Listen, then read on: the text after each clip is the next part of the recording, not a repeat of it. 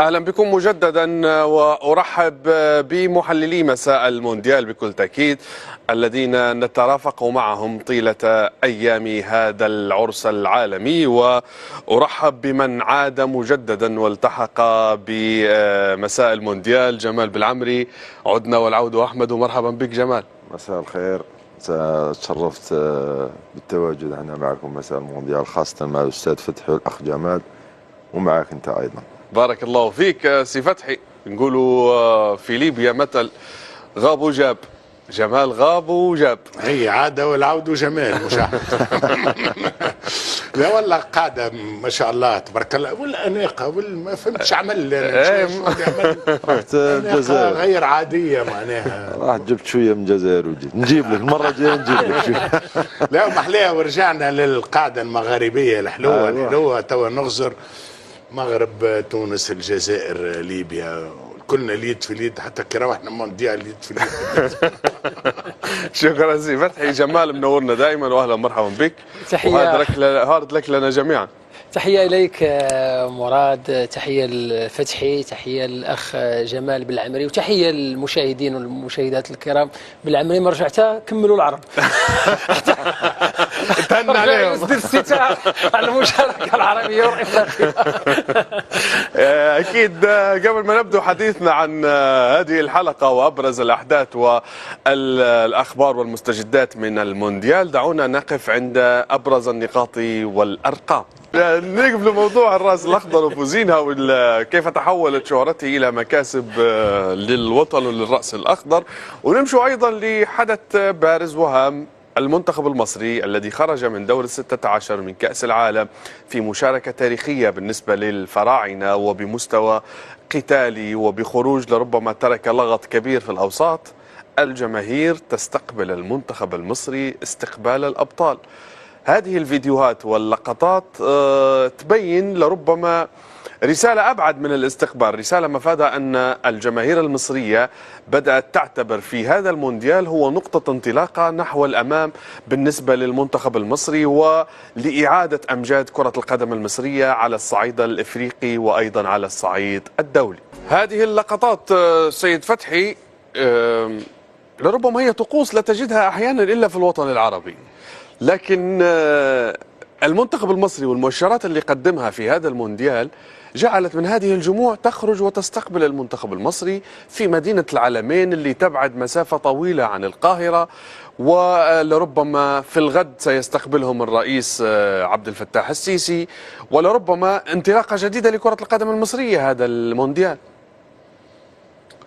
شفت الصور وقت اللي حكيتي على الموضوع، شفت الصور هبطوهم، صور مرعبة. مرعبة هذه الصور، شوية صور مرعبة، مثل ما الفريق المصري أرعب فريق الأرجنتين. الصور هذه أولا ما عندك حتى حدث في أي بلد في العالم يشاهد مثل هذا الاستقبال، مثل هذا الزحف الجماهيري، يستحيل أي بلد في العالم. في مصر الاستقبال اللي وقع للفريق المصري استقبال خيالي، راهم على الرجلين، بالدراجات، بالسيارات، بالحافلات، بالطائرات، حتى الطائرات كانت موجودة، وكلمات شكر ورسائل شكر للاعبين. شوف تقول شنو، تقول يوم وطني بفضل كرة القدم. شكون اللي خرج للشارع باستثناء كرة القدم؟ شكون اللي جمع الشعب؟ لأنه في كل الشعوب في العالم تلقى فما اختلافات، أنت معايا وأنا معايا، لا في هذه لا إجماع. الملاحظة الأولى أنه احنا شعوبنا العربية راهو نقسم فرحة، نقسم فرحة، كي تجي فرحة نخرجوا وتلقائيين، والمكان بعيد معناها بعد كبير ياسر، ولكن الناس الكل كانت في الموعد، ناقصين فرحه. وكي الفرحه تجي وتكون الفرحه مقترنه بالشعور بالظلم، تولي فرحه مضاعفه، لانه الفريق المصري خرج خروج الابطال من كاس العالم. لكن في أصوات أخرى تقول لك إن هذه المشاهد هي اللي خلتنا احنا العرب نتراجع للخلف ولا ننظر للأمام، نكتفي بنجاحات محدودة. لا ليش؟ ايه؟ فرحة مستحقة. خرج قلت لك ما زاد في الفرحة متاع الشعب المصري والشعب العربي بصفة عامة كيفية خروج المنتخب المصري. المنتخب المصري خرج على شعور، ما قلتش حقيقة، على شعور وأنه مظلوم. والشعور احنا الناس كنا نعيشوا بالمشاعر، نعيشوا بالاحاسيس. الشعب المصري حس وانه فريقه كان خروج الابطال من هذه المسابقه، وبالتالي كانت الفرحه مضاعفه. يقول لك قد ما نعطيكم يا اولاد اللي ظلموكم وعملوكم شويه، اذا نعتبر وانه ما حصل في الاستقبال. تقول لي هذا لا يلزمنا حتى يهزوا كاس العالم ولا القاره الافريقيه الكل تخرج الشارع وقتها، مش حتى مصر. لا شوف، كل حاجه نعطيوها حجمها ونعطيوها قيمتها. ناس تحب تفرح بالناس اللي فرحتهم، من حقهم يفرحوا بالناس اللي فرحوهم. وفعلا استقبال الابطال لاول مره في التاريخ، مصر تنتصر لاول مره في التاريخ، تتجاوز المجموعات لاول مره في التاريخ، وتوصل شكون الفريق الارجنتيني وميسي بطل العالم، وصل ميسي يبكي معناها. وبكينا احنا لانه في وقت ما شعرنا، اذا نعتبره انه حقيقه يوم تاريخي. هذايا انا علاش نفرح. وجمال حكينا شويه، ثم فرق عربيه، خلينا نقعدوا في العرب، يغادروا كاس العالم ويهربوا ما يمشيش لبلاده، يمشي يعمل السياحه، مش كيف فوزينيا في راس الاخضر، يمشي لاوروبا ويمشي يعمل سياحه. الراس الاصفر، نبعد على الوجيج، نبعد على الدوشه وعلى والانتقادات، ونبعد والبعض اللي يروح لبلاده يروح راسه هابط مخبي. هذا مروح راسه مرفوع. ربما المنتخب المصري عاش في اوقات سابقه أزمة جفاء بين الجماهير وبين المنتخب المصري واللاعبين، وإخفاقات لربما لا ترضي طموحات الجماهير المصرية التي تعودت على منتخبها بطلا لإفريقيا في نسخ متكررة وسيدا للقارة. أعتقد بأن هذا المونديال بنى علاقة جديدة بين الجماهير المصرية وأيضا المنتخب المصري، وقد تمتد إلى ما هو أبعد من هذا الخروج. ولا شك أنه الاستقبال يستحق المنتخب المصري هذا الاستقبال. يعني أيضا يجب أن نضع مشاركة المنتخب المصري في سياقها.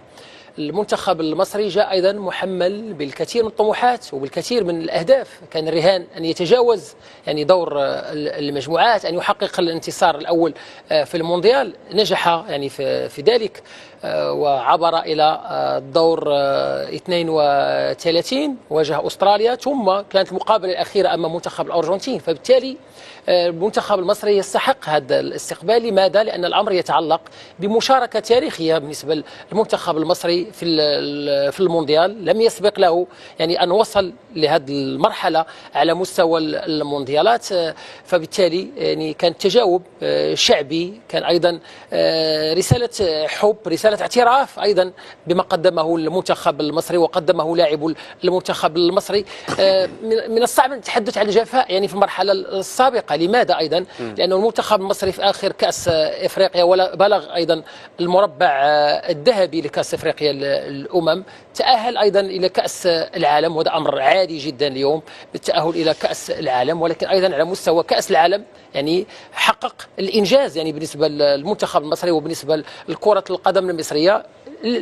الجانب يعني اللي يمكن استثماره هو كيف تستثمر يعني هذا الإنجاز في المرحلة المقبلة. الاستثمار يكون هنا. هذه الفرحة الشعبية بأداء المنتخب المصري في كأس العالم من المفروض أيضا تنعكس على كرة القدم المصرية في المرحلة المقبلة، على بنيتها، على منظومتها، على هيكلتها، على استمرارية. ولربما حتى الاتحاد المصري لكرة القدم جدد عقد حسام حسن، أعلن عن تجديد العقد حتى قادم النسخ. وأعتقد بأن هذه الحالة من الرضا اللي يعيشها اليوم وسط حاضنة جماهيرية قد تجعل الاتحاد المصري لكرة القدم يعمل في حالة هادئة ومستقرة. أنا تكلمت على حالة الجفاء لأن لما نقيسوا التفاف الجماهير المصرية حول منتخب مصر في 2008 ولا 2006 و10 ما عشناش في العشر سنوات الأخيرة. وأنا لهذا دائما أتحدث عن السياقات. هذه المرة جت الفرحة صحيح. مماثلة لتلك تلك الحقبة. لهذا أنا نتحدث عن السياقات. أيضا الفرحة كانت كبرى مثلا لما تأهلت مصر لمونديال روسيا. نتذكر أيضا الفرحة الشعبية الكبيرة بعد مباراة الكونغو، بعد ضربة الجزاء الشهيرة التي أحرزها محمد صلاح. جيل 2006 و2008 و2010 هذا جيل لن يتكرر. هذا جيل استثنائي بما تحمل الكلمة من معنى. وبالتالي اليوم لهذا السبب قلت لك أنه يجب أيضا أن نتعلم في الاستثمار يعني في النجاح، لأنه في العادة يبدأ الحديث عن الهيكلة وعن البعد الاستراتيجي في حالة إخفاقات. يجب أيضا أن نتعلم أيضا نبني على النجاح. بالنسبة لمصر هذا نجاح كبير جدا في المونديال، والمفروض أيضا أن تبني عليه للمرحلة المقبلة حتى يظل أيضا المنتخب المصري حاضر أيضا بشكل دائم على مستوى يعني كأس العالم، ويكون لما لا يكون منافس، ولما لا أيضا في الدورات المقبلة يتجاوز أيضا حاجز دور 16. جمال، أنت عشت بطولات، توجت بكأس أفريقيا، بكأس العرب، وشفت الفرحة والاستقبال بالنسبة للجزائريين. هذا في حالة الانتصارات وفي حالة تحقيق الألقاب. فيه استقبالات أخرى تأتي من خيبات، من إخفاقات، لكن بوجه آخر مختلف، عندما تشعر الجماهير أنك قدمت مستوى وضحيت وقاتلت حتى آخر لحظة لكنك لم توفق في تحقيق نتيجة. فهذه الفوارق بين الفرحة، فرحة التتويج وفرحة الاستقبال بعد الإخفاق، كيف من الممكن أن يبني عليها اليوم المنتخب المصري وأيضا المنتخبات اللي عاشت إخفاق لكنها لم تستقبل؟ والله شوف، الاستقبال هذا يستحقوه هؤلاء اللاعبين لأنهم أهدوا الفرحة للمصري البسيط، أهدوا الفرحة اللي ما يقدر واحد ما يقدر يهديها للشعب هذا. لأنه الفرحة هذه تعرف علاش استقبلوهم بالطريقة هذه، على الرغم أنه ما حقوش كأس عالم ولا كأس إفريقيا كما راك حاب تنوى أنت، لكن الفرحة هذه لأنهم حسوهم أنهم كانوا رجال في البطولة. احنا هذا الشيء اللي نطلبوه اكثر، الشعب المصري ولا الشعب الجزائري ولا المغربي ولا الليبي، تكون راجل فقط، وبعدها حتى لو انهزمت برجوله معليش ما نلوموكش، بالعكس نستقبلوك لانك كنت راجل وقاتلت من اجل الرايه الوطنيه وقاتلت من اجل الشعب المصري وقاتلت. ما نساوش الروح اللي زرعها حسام حسن في اللاعبين كلهم، حتى صلاح ومرموش صاروا كانهم يلعبون في الاهلي، ما يلعبوش في انديه كبيره، يركض في كل مكان، يساعدوا بعضهم بعض. حسيناهم انهم كانوا جسد وروح واحد.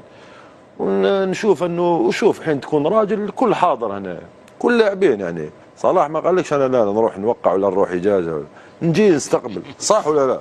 لانه تخلي مانيش حاب ندخل في سياق اخر، لاني هاي عندي غصه حتى انا شويه. ادخل عندك المساحه. لانه شوف حين شوف حين تكون راجل وتمثل الشعب احسن تمثيل وتمثل منتخبك احسن تمثيل، هاي النتيجه. انت تبعت في رساله اليوم مفتوح. انت جمال شوف انت اذا راني نبعث في رساله، الرساله توصل، ما تخافش. ماشي لازم نقول انا نبعث في رساله. من كلامي يعرفوا انه اذا نوجه في رساله ولا اي شيء. عندك لكن شوف تدخل فرق كبير اذا دخلت لبلادك وخايف تتجنب الجمهور، ولا تدخل راسك مرفوع وتدير سيلفي كيما زيزو مع الشعب وراك فرحانين بيك. حتى لو انت طلعت قصيت من الارجنتين، وفي ناس تقول انه لا 2-0 كانوا قادرين يكسبوا ما نكسبوش ارجنتين، احنا كنا رجال وقاتلنا، ظلمنا الحكم ما ظلمناش ما يهمناش. الان سقط كل شيء. الان في اللحظه هذه ينساوا انهم، لانه كما قال الشيخ قال انهم هذا استقبال المظلومين، استقبلوهم لانهم كانوا رجال ومظلومين في نفس الوقت، لهذا استقبلوهم بالشغف هذا. ومن هذا الشيء انا اكيد انه هذا الشيء وش يعطيك بعدها رياضيا، يعطيك هدوء، يعطيك استقرار، يعطيك باش يتفقوا 120 مليون يرضوا عليك صعب اخويا. 120 مليون الله يبارك ما شاء الله المصريين، 120 مليون نسمه باش يتفقوا كلهم يفرحوا انك قصيت، ما هي سهله. هذا الشيء بسيط لانهم كانوا رجال في البطوله هذه وكل يعطيهم الصحه. وانا فرحت والله لانهم لعبوا بمشاعرنا حتى احنا المصريين. صحيح. المنتخب المصري. انت على فكره في حلقه من الحلقات في البدايات نتاع المونديال تكلمنا عن المرشحين ومرينا مرور الكرام. احد المرشحين اللي قالهم جمال بالعامري قال المنتخب المصري نتوقع انه هو يعبر دور المجموعات في وقت لا احد كان يتوقع بان المنتخب المصري سيتجاوز دور مجموعات، حتى الجماهير المصريه ذاتها. لاني انا نعرف العقليه تاع اللاعب المصري، حين يكونوا كتله واحده ويقاتلوا كمجموعه. وليه علاش رشحتهم؟ لانه مدربهم عنده الروح الوطنيه وكنت متاكد انه بيزرعها في اللاعبين، وهذا الشيء اللي كان.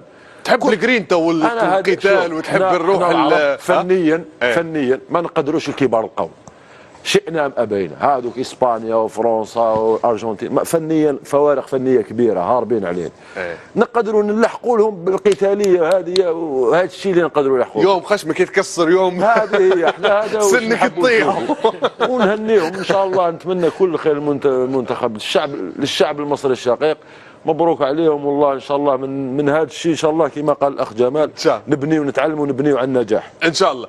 انا نبي نغم واغنيه لربما استفادت من نجاحات المنتخب المصري، اللي هي اغنيه مديرها بنك مصري في شهر رمضان المبارك كنوع من الدعايه والتسويق. واحده من كلماتها والسؤال اللي في راسي: ازاي يا مصر بتعمليها ازاي؟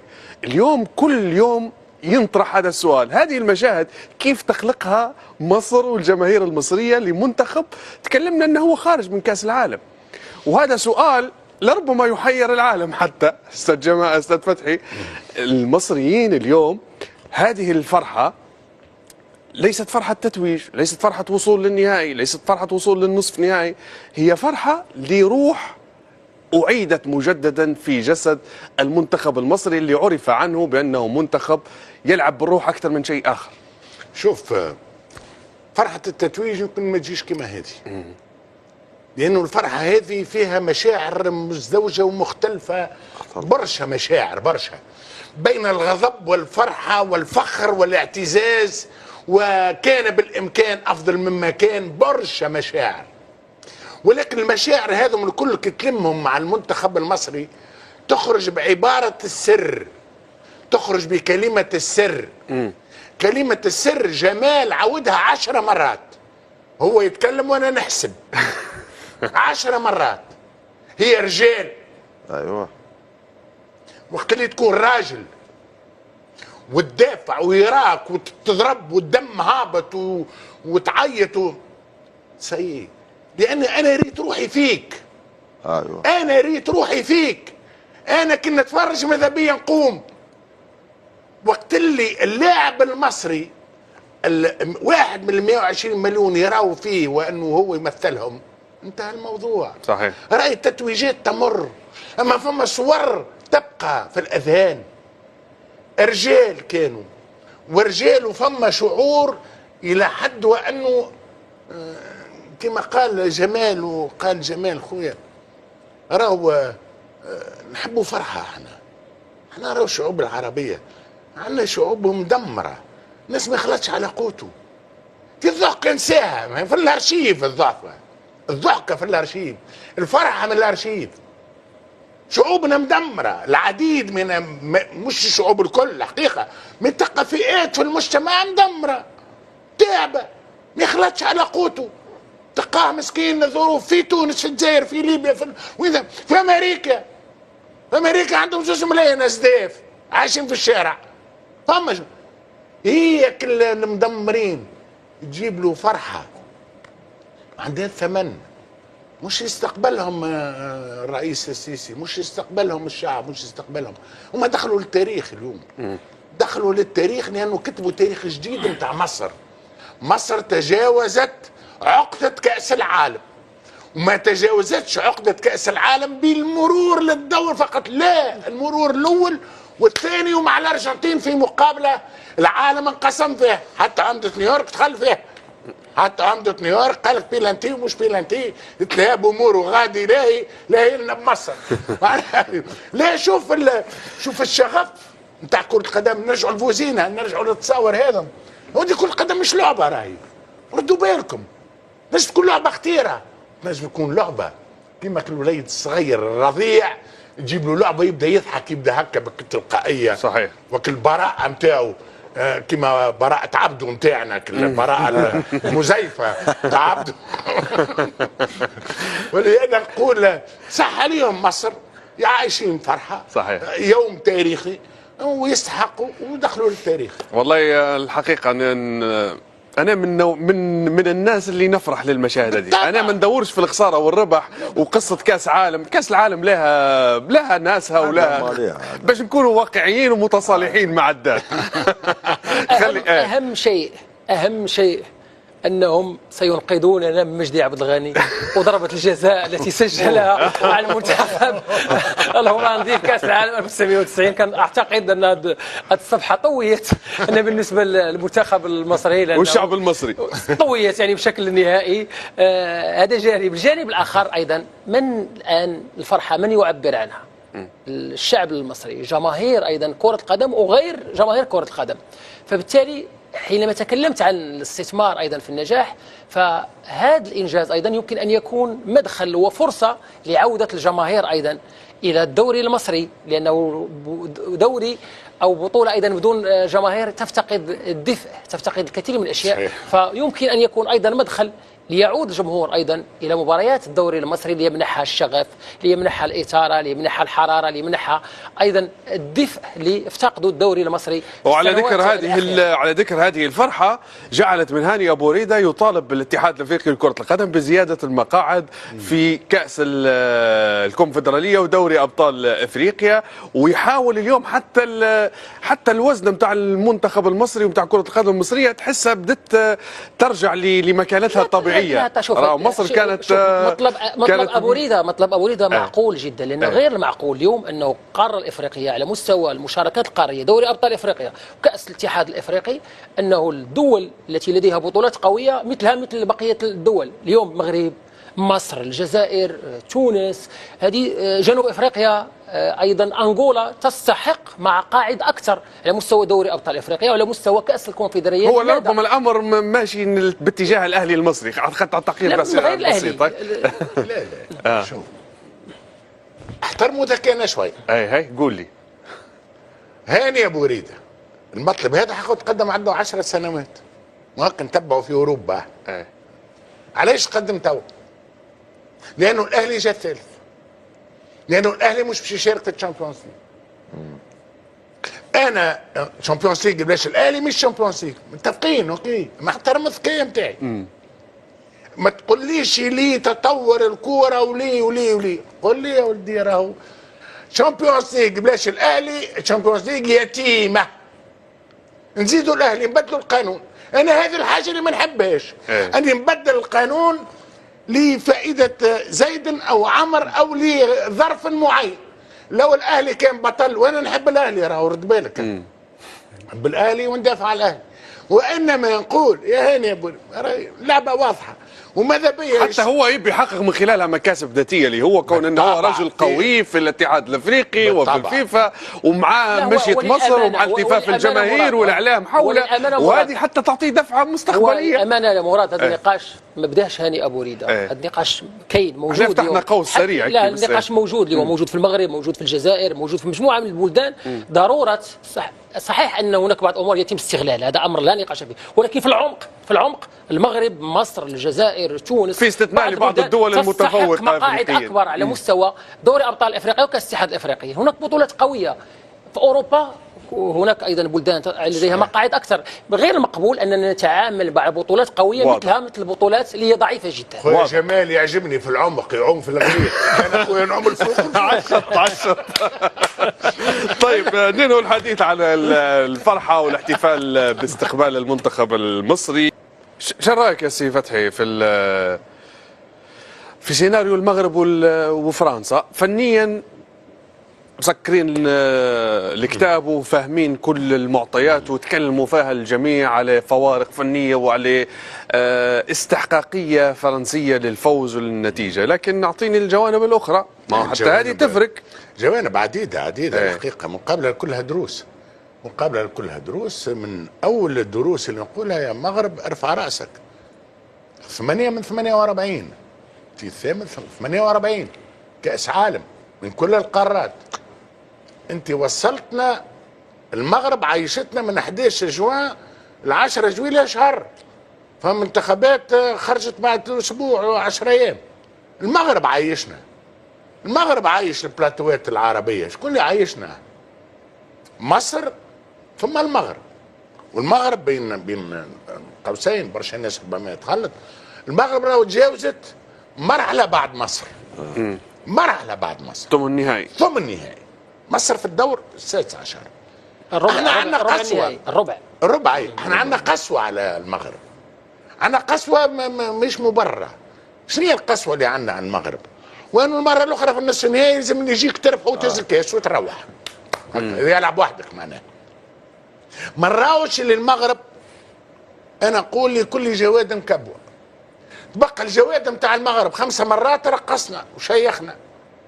والجواد كان يدور واحنا نشتغل. واحنا نتغنيو بالمغرب. عيب علينا اليوم نجيو نقولوا الجواد هذا هاو. لا عاد. وقت نوليو نظلموا. شكون اللي يظلم؟ اللي يستنى في الدوره. من العرب اللي ما نجحش. من العرب اللي ما نجحوش. هيك المغرب نتاعكم انت وصلت لها المغرب نتاعنا. ولهذا انا نقول انه المنتخب المغربي حقيقه شرفنا وعرفنا وقدم ما له. وما تقارنوش ب 22 قديش من منتخب بيهز كاس العالم الدوره اللي بعد يخرج من الدور الاول كتير. 98 فرنسا احسبهم الكل اللي هز كاس العالم وخرج من الدور الاول. كثير. انك مره في الدور نصف النهائي ومره في الدور الربع النهائي. مش سهل. هذا يمثل المره هذه يستناو فيك. ثم تلعب ضد شكون؟ تلعب ضد اقوى فريق في العالم. فريق الفرنسي. فريق فرنسي ما عندوش ملاعبيه، راه عنده صواريخ. عنده صواريخ تجري. انا نذكر مدرب تونسي، هاي نعطيها لكم. ايه شو اللي صاير؟ مدرب تونسي يلعب ضد جمال الامام. ايه لاعب التونسي. جو شد المدرب يلعب ضد جمال، شد الظهير الايمن نتاع الفريق، قال له انت مش احسن جمال الامام. شغزر له في المحاضره قبل المقابله. المدافع الايمن قال له باهي انا نحشره، وين الموتور باش نخلط عليه. الرجل زفاه لازم فيسبا. راجل فيسبا قال له اعطيني فيسبا باش نشده مش نشد. معناها نفس الشيء تبارك الله. تشد باركولا يجيك دوي، تشد دوي يجيك مبابي، تشد مبابي يجيك اوليزي شو اسمه ديمبيلي تشد ديمبيلي يجيك بولي عاود. وين معناها لكن شوف فما حسره. ايه جبد عليها جمال حسره. وين حسيتها؟ انا نخسر مصلحه في يدي. الشوط الاول فرنسا بونو 0-0. انا عنواني نتاع الشوط الاول كي كمل الشوط الاول. بونو فرنسا 0-0. بونو شد لك جمعيه كامله. شد لك 45 دقيقه. خلاك في المباراه. خلاك ضربه جزاء وكور وكذا. قلت بين الشوطين تو. لكن اللي لاحظته وانه فرنسا احترمت المغرب واعطتها قدرها وقيمتها ولا سيبتها. كذا كان فرنسا احترمت المغرب فان المغرب احترمت اكثر من اللازم فرنسا. صحيح. الاحترام المبالغ فيه اللي يتحول الى خوف. طيب ولات خايفه. ولهذا كنت نتمنى ان المغرب في ال10 دقائق الاخيره عندها الامكانيه باش تلعب كوره. كنت نتمنى انها تلعب كوره. طيب بعد العوده من كاس العالم ونمشوا لحلم اخر وهو خروج المنتخب المغربي من الدور ربع النهائي على يد فرنسا.